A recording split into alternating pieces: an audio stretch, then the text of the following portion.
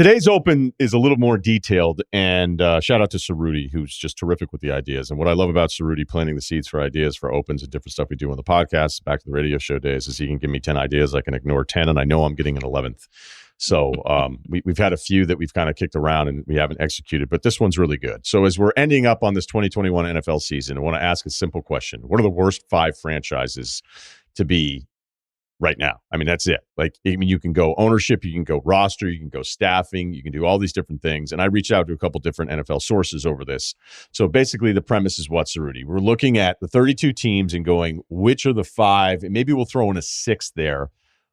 As it stands right now, moving forward the next 2 or 3 years, which are the 5 or worst 6 positioned NFL franchises? Is that fair? Is that basically what we're doing? I think right now there are 6 teams, definitely 5, maybe 6, that are clearly the basement of the NFL. And I was just kind of interested because I work on the New York podcast with John Yastrzemski, and the idea came from Giants fans. Like, they have, I think, the 2nd worst record in the entire league over the last 3 years. I think the Jets are the only team that's worse, which is sick for New York. And they think that their ownership is a disaster. They think their team is a disaster, and basically they think that they are the most hopeless situation in the league right now. Because at least you could say the Jets are. They have Zach Wilson, like, they're sort of building. The Giants, like, where are you guys going? The quarterback isn't good, roster's not good, the GM and the head coach nobody likes. So my thought was, what is that bottom group of teams, and what are the teams that are the most likely to get out of that in the next couple of years? All right, well said. All right, so let's go over win-loss records the last 5 years, because it's the 5-year stretch here. The Jets are the worst at 22-58. The Giants are only a game better. So the worst 2 records in the NFL over the last 5 years are the Jets and then the Giants. 3rd worst record is Jacksonville. 4th is Detroit. 5th is actually Cincinnati, but I think for the purposes of where they're positioned now with their roster and what we all think of Joe Burrow, they're just not in the discussion, although historically Cincinnati would usually be in this conversation because of ownership. But talking, and I'll get some of the source stuff here as well, because I talked to 2 national NFL people and then also a draft person, not Todd McShay.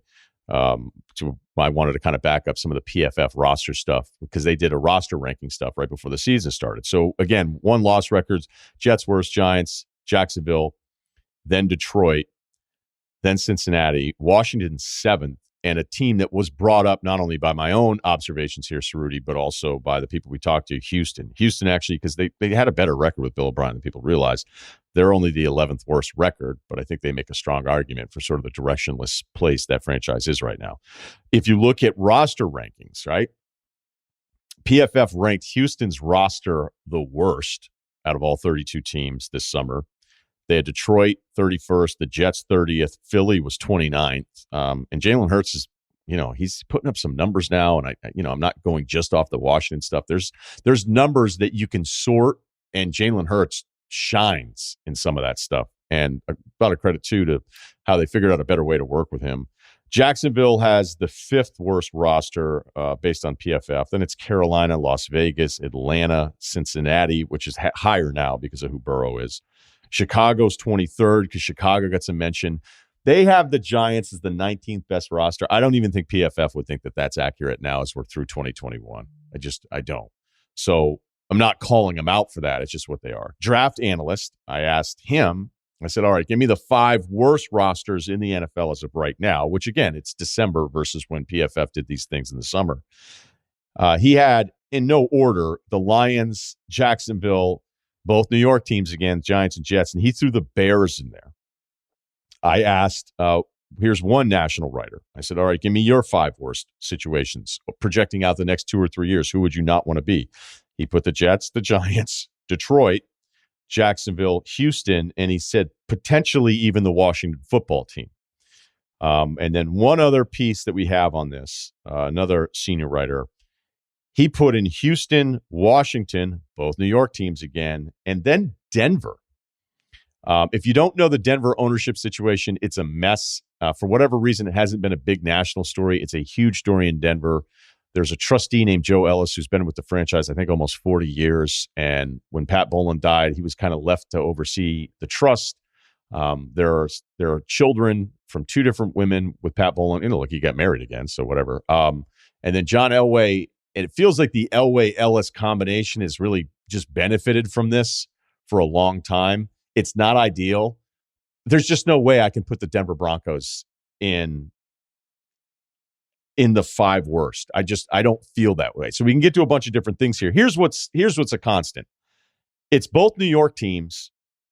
Jacksonville is brought up by 2 of the 3 guys. The Bears are worth discussion. Let me just, before we kind of come up with what we think the final list should be, because there's still some other thoughts I have on this. Like, where did you lean, Ceruti? Like, what do you think some of the arguments here is if we try to whittle this down to 5 or 6? I think you have to look at, obviously, the last couple of years, and that's where the Jets and the Giants just dominate everybody else from a record standpoint. And then I look at, because the ownership thing I don't know as much about, right? We can lean on our like insiders and our draft guys about like, how easy it is to like get decisions and turn a franchise around, and how bad an owner is and how much they meddle and things like that. I don't know about that. I'm looking at like cap space. I'm looking at what division they're in. I'm looking at their quarterback situations. And that's sort of how I determine my list. So like, I'd actually probably have the Jags. Like, I think the Jags could be a great job. And I think you could probably turn that thing around. Now, I don't know. Again, Shad Khan, I don't know anything about him. I know that he owns Fulham. I know he does like all elite wrestling, and those things have been somewhat successful, and the Jaguars have been a disaster. So I look at a team like Jacksonville and go, just on paper with like the cap space they have, the draft, they might have the number 1 draft pick coming up in Trevor Lawrence. Like, I'd want that job. If I'm a GM or a head coach, I'd be like, I could turn this thing around kind of fast. All right. It's a really good point, because you can make an argument that you'd rather have Trevor Lawrence in Jacksonville. You'd rather be them. You'd rather be them positioned as bad as it is right now and getting the number 1 pick. The cap space thing, I would argue, is kind of irrelevant. The division thing can be cyclical.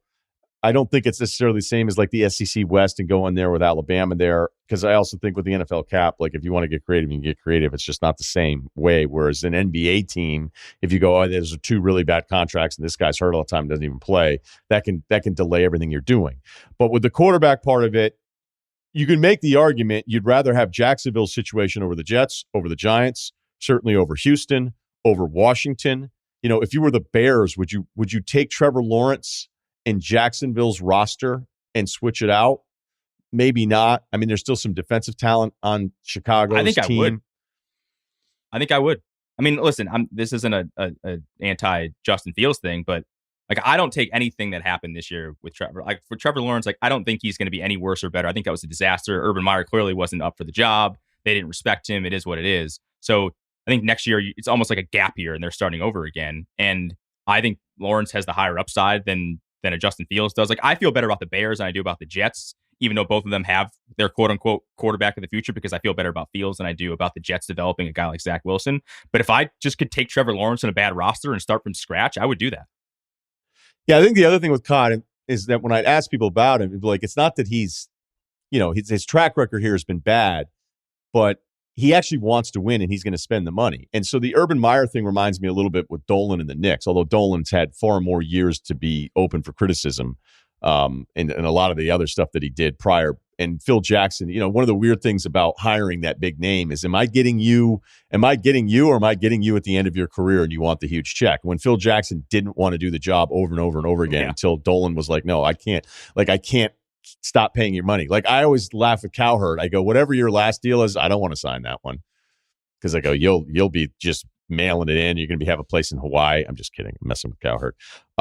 But there is a tendency with people with huge resumes when they think they're done and they get one more massive check and they go, all right, I'll do this for a little while. And I don't know if that's what happened with Urban or he just didn't understand the NFL part of it. But in a vacuum, if you're Shad Khan and you've gotten it wrong a bunch of different ways, you go, hey, why not just hire a guy who's won every single place he's gone and understands football? I'll bring in Urban Meyer. And then you don't realize that there's a complete disconnect from the NFL side of it. And you've got to hit the eject button on that, not even a year into it. So people argued that as, even though it was a mistake, that Khan and Jacksonville are clearly motivated enough. The problem is like when I look at a Giants team, or you can even put Chicago and Denver in this. This is my other Alabama analogy. When Alabama's bad at football, it drives them crazy. All right. When Ole Miss is bad at football, it's like, it's still a pretty good time down here. And there's just a different standard that you kind of hold yourself to based on your own history. So when I see the Giants get thrown into this, I go, so, all right, the last 3 coaches are McAdoo, Shermer, and Joe Judge. I don't know what to do with Joe Judge. I'd rather have Zach Wilson than Daniel Jones, only because I think all of us would go, we're still not 100% sure if Zach Wilson isn't any good. It's just less time in the league, and there's still more hope based on just a guy being in the league less, which is probably a flawed argument, but that's how we all work, and that's why people would probably prefer Wilson over Jones. But I'd rather have Giants ownership over Jets ownership. I'd rather have the Jets coach and front office structure more than the Giants coach and front office structure. Because I asked the draft guy, I said, hey, give me the worst front offices in the league. And he was like, Giants. And nobody likes Gettleman. Yeah, it's right. Nobody likes Gettleman. And then the Raiders, but I think the Raiders thing is TBD at this point because Mayock was basically doing what Gruden wanted anyway. So now, I don't know how the structure of that works. So the one last thing on the Mara ownership with the Giants. Okay, it's been a bad run. They've got the coaches wrong. Gettleman hasn't done a good job drafting. We don't like this roster necessarily. But what if the Steelers had a bad run for 3 years? Maybe they're going to be facing it, even though we all like Tomlin and Roethlisberger. They don't figure out the quarterback thing. Are we all going to suddenly say like the Rooneys are bad? No. And the Giants at least have a lot of history through this family where they've gotten it right. So I have a hard time putting Giants ownership as low as Washington or Houston or the Jets. Giants, you may not like the product, and this record's really bad the last 5 years, and the hope doesn't feel all that great. But I wouldn't start putting that ownership down with some of these other ownerships that we think I would argue, have given us far more evidence they can never figure it out. So the other thing I'd say about the Jets and Giants is, I think I would still rather be the Giants if I'm like buying stock in or if I'm taking over one of these teams, because you have to look at history. The Jets do not develop like guys like Zach Wilson, right? You have Mark Sanchez. There's a bunch of quarterbacks and players that have like history have shown us that the Jets, it transcends ownership. I'm sorry, it transcends coaches, it transcends GMs, personnel. I mean, ownership, I guess, has been there and stable, but like they just can't figure it out typically. I mean, other than like the Rex Ryan years when he kind of had the defense going and they didn't have great quarterback play, they just haven't been able to develop that guy. Whereas the Giants, I go, okay, you probably know that Daniel Jones isn't the guy, but you're probably still a pretty high landing, like a desirable landing spot for a veteran quarterback, say Russell Wilson, if you want to pull the trigger on that. So I actually give them a little bit more hope. And like, I don't think their roster's good. I don't think they have a ton of talent. I think, all right, they spent a lot of money this offseason on some weapons to kind of make or break Daniel Jones' year. But if Russell Wilson was like, hey, Ciara and I want to come and play in New York, like he's going to want to play for the Giants, not the Jets. I would think so. Let's try to come to a consensus on this. And by the way, we haven't mentioned Detroit. Detroit got mentioned by two of the three guys. And, nice win against Arizona, but this is not the exercise. Like, oh, you can't do that. Like, Detroit needs to be mentioned here just because the run has been this terrible. I think it's the Jets, and this isn't in order. I think it's Jets. I think Jacksonville's still in there because we just haven't seen enough success from them. Other than that one weird stretch where they probably should have been in the Super Bowl, the front office did a really good job at that time putting that defense together. There was like 5 or 6 dudes on that team that were awesome defensively. You had the weird kind of Blake Bortles, is this guy going to be a guy year? And then it didn't really work out. And then it's just dismantled because I think a lot of the guys on that defense kind of had their own plans anyway and didn't want to be down there. So Jacksonville still has to be included in here, but Houston definitely has to be. And honestly, the Washington football team ownership, like, how do a worse job? Is it even possible to do a worse job than him? And you don't have a quarterback situation. I like their front seven like everybody else. But if it's 6 teams, it's Jets, it's Jacksonville, it's Houston, it's Giants, it's Washington, it's Detroit. Do you have any disagreement with? Is it that the bottom 6? Am I leaving somebody out? The Bears can't be mentioned in that, right? The Bears made the playoffs. Like, what was it, 2 years ago? Was it last year, 2 years ago? I mean, I know it's not great, but I wouldn't put the Bears in there. And they're going to be, they're transitioning this offseason anyway. Like, I get the Cincinnati one too, because everyone says that the ownership isn't awesome, but they've actually had some nasty teams over the last couple of years. Yeah, they haven't won anything, but like, the Carson Palmer years with that defense, Burrow now, I kind of like, I don't know. I like that. And that's what I always think, like, the ownership situation, like everyone thinks the Giants have terrible owners, but they did win 2 Super Bowls. But sometimes bad owners also have good teams. Like Jim Irsay, would you say he's a great owner? And I feel like they've actually been okay the last couple of years in the way they have put their structure together and built that roster out. Plus, the Peyton Manning years, which were obviously great. So I don't know. Sometimes I think the ownership stuff and how much that bogs an organization down, I think you can overcome that. But I think of all those bottom tier teams, I would want to be the Jaguars the most. Yeah, I think the Jaguars, because of the Lawrence situation, you would take that over the other ones that we're talking about. But I still don't think you can go 5-6 deep without mentioning Jacksonville. All right, sound off, man. Let us know how you feel. Probably not read any of the comments.